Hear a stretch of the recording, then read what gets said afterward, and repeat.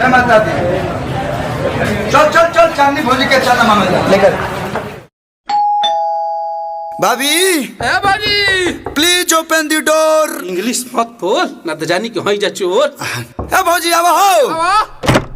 काजी हई सब का भीड़ बिटोर के आइल बन लो। चंदा अरे ढंग से बोल। ए भौजी हमनी के बड़का मूर्ति रखतिन जा ओकरे चंदा काटतन जा। कितना काट दी भैया? अब रुकी रुकी तनी ब्रेक धरी। 5000 अकाउंट काटल जी का। रुकी महाराज, देखी राउर भैया सेंट्रल मॉल में गइल बड़े, हमरा पास पैसा नहीं कि हम बिल्कुल कैशलेस हई। देखा झूठ मत बोला, देबे के पड़ी पिछले। दादा भाजी दादा भाजी दादा।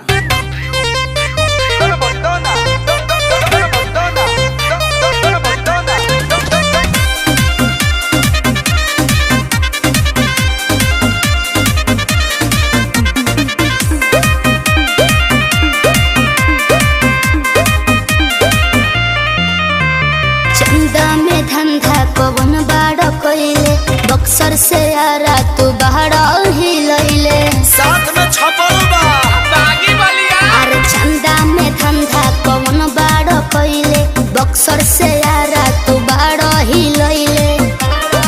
हो कैसे नहीं खेत मांगी का लोन पे। कि जदी भैया नहीं खन भौजी होम पे तो पद फटा फट फोन पे। जदी भैया नहीं खन भौजी होम पे तो पद फटा फट फोन पे। अरे डिजिटल हो जाबे। हट बोलो कि नहीं जैसे बोली निकला के न राउर आदत बा बहुते बाउर। जदी कुछ नहीं खेत दे दो ए भौजी के मुचाऊ। अरे गहूं चावल के जमाना बा। मसूरी ले ला। क्या? मसूरी ले ला।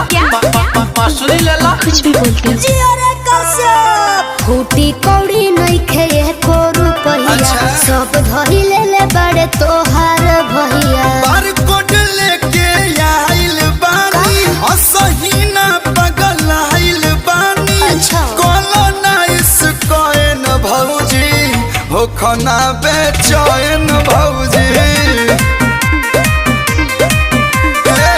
हो खाना बेचैन भौजी।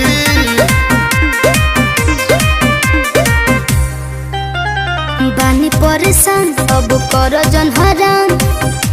बात चल बस रुपया चुपचाप धोलना। साफ कंजूसे बड़ू का तो का करी? तो सुना ए भौजी हो, भैया से ट्रांसफर करवाई दाना हो। अच्छा। ए भौजी हो, भैया से ट्रांसफर करवाई दाना हो। दता है ना मोबाइल। रुको तारा भैया के वीडियो कॉल लगाओ तनी।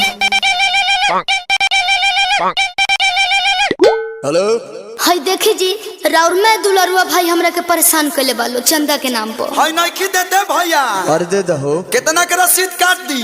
1.5 लाख के काट दी का ब्याज। चांदा मांगता रहा कि सैलरी मांगता रहा सरे। मजाक करता 5100 दे दी। काट दो